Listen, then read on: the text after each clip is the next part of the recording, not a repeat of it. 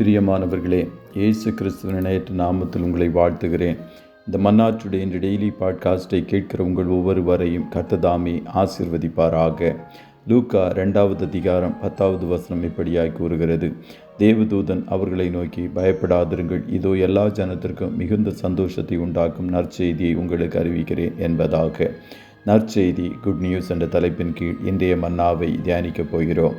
இந்த உலகத்தில் இருக்கும் அனைவருக்கும் பேரானந்தம் கொடுக்கும் ஒரு நற்செய்தி தான் இயேசுவின் பிறப்பு. குறிப்பிட்ட இனத்திற்கான, குறிப்பிட்ட பட்டணத்திற்கான, குறிப்பிட்ட கொள்கைகளை உடைய ஜனங்களுக்கான, குறிப்பிட்ட நிறத்தை உடைய ஜனங்களுக்கான, குறிப்பிட்ட நாட்டிற்கான நற்செய்தி அல்ல.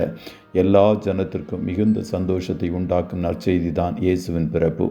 ஏறத்தாழ 2025 வருடங்களுக்கு முன்பு தேவதூதன் இப்படித்தான் இந்த நற்செய்தியை அறிவித்தான்: உங்களுக்காகவும் எனக்காகவும் கிறிஸ்து இந்த உலகத்தில் உதித்தார் என்பது பேரானந்தம் கொடுக்கும் நற்செய்தி தானே. பாவிகளாகிய நம்மை மீட்டெடுக்கவே இயேசு இந்த உலகத்திற்கு வந்தார்.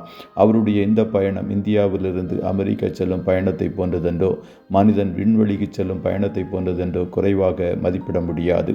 காரணம், அவருடைய இந்த பயணம் பரலோகம் தீர்மானித்த பயணம். பிதாவாகிய தேவன் நம்மீது கொண்ட அன்பின் வெளிப்பாடுதான் விண்ணுலகிலிருந்து மண்ணுலகிற்கு வந்த இயேசுவின் ஈடுகட்ட முடியாத தெய்வீக பயணம். நாம் எல்லாரும் பாவம் செய்தோம். இந்த பாவத்தின் விளைவுதான் மரணம். அதாவது என்றென்றும் தேவனை விட்டு பிரிந்து நரகத்தில் தள்ளப்படுவதுதான் பாவத்தின் விளைவினால் வரும் மரணம். தேவன் அன்பாகவே இருக்கிறார். யாரும் இவ்வகையான மரணத்தை சந்திக்க வேண்டும் என்று அவர் விருப்பம் கொள்ளவில்லை. நம்மீது பிதாவாகிய தேவன் அளவு கடந்த அன்பை வைத்திருக்கிறார். அந்த அன்பின் வெளிப்பாடு தான் தன்னுடைய ஒரே குமாரனாகிய இயேசுவை இந்த உலகத்திற்கு அனுப்பினார். இவ்வகையான மரணத்திலிருந்து நம்மை மீட்டெடுக்கவே இயேசு இந்த உலகத்திற்கு சாதாரண மனிதனாக பிறந்தார். அவர் பிறப்பு தான் உலக வரலாற்றையே புரட்டி போட்ட ஒரு தெய்வீக நாள். இயேசுவை நம்பினால், விசுவாசித்தால், அவரை இரட்சகராக ஏற்றுக்கொண்டால் நித்திய மரணத்திற்கு பாத்திரமானவர்கள் நித்திய ஜீவனுக்கு பாத்திரமானவர்களாக மாறுவார்கள். அதாவது பாவிகளாய் காணப்படுகிறவர்கள் பரலோக பிரஜைகளாய் மாற்றப்பட்டு விடுவார்கள். நம்மை போல ஆண்டவருக்கு பல சோதனைகள் இந்த உலகத்தில் வந்தது. ஆனால் அந்த சோதனைகளுக்கு அவர் அடிபணியவில்லை.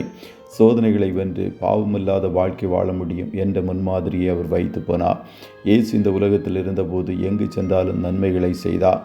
அநேகருடைய பாவங்களை மன்னித்தார். எண்ணற்ற அற்புதங்களை செய்தார்.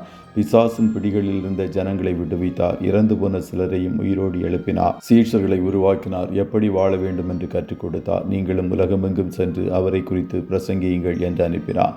இயேசு வெறும் கற்பனை மனிதர் அல்ல. இந்த உலகத்தின் வரலாற்றையே நடுவாக பிரித்தெடுத்தவர். வெறும் 33.5 வருடம் மாத்திரமே வாழ்ந்த இயேசு உலக வரலாற்றையே கிமு மற்றும் கிபி என்று பிரித்தார். இந்த உலகத்தில் நம்மை மீட்கும்படியாக வந்த தேவனுடைய குமாரனாகிய இயேசுவின் மூலம்தான் ரட்சிப்பு என்பதை அறிவிக்கவே அவருடைய சீஷர்களில் ஒருவரான தோமா இந்திய தேசத்திற்கு வந்தார். இந்த உலகம் எத்தனையோ நற்செய்தியை கேள்விப்பட்டிருக்கும். ஒருவர் பிரதமரானால் சிலருக்கு நற்செய்தி, ஒரு குழந்தை பிறந்தால் அந்த குடும்பத்திற்கு நற்செய்தி, ஒரு தேசத்தில் வளம் பெருகினால் அந்த தேசத்திற்கு நற்செய்தி. ஆனால் இந்த முழு உலகத்திற்கும் எல்லாருக்கும் உரிய ஒரே ஒரு நற்செய்தி காணப்படுகிறது. அதுதான் இயேசுவின் பிறப்பாய் காணப்படுகிறது. இன்று இந்த நற்செய்தியை உலகத்திற்கு எடுத்து செல்லும் பொறுப்பில் தான் நாம் காணப்படுகிறோம். கர்த்தர் உங்கள் ஒவ்வொருவரையும் ஆசீர்வதிப்பாராக. ஜெபம் செய்வோமா? நல்ல தகப்பனே, உம்மை நன்றியோடு துதிக்கிறோம். இந்த மன்னாற்றுடைய டெய்லி பாட்காஸ்டை கேட்கிற உம்முடைய பிள்ளைகள் ஒவ்வொருவரையும் கர்த்தர் ஆசீர்வதிப்பீராக. அப்பா, உம்முடைய பிறப்பு உலகத்தின் சகல ஜனங்களுக்கும் ஒரு பெரிய நற்செய்தியாய் காணப்படுகிறதே, அதற்காய் ஸ்தோத்திரம்.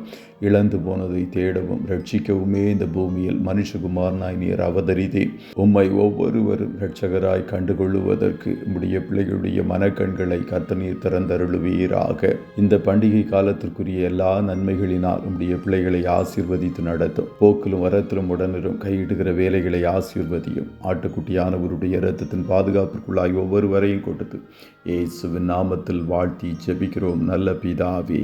ஆமே.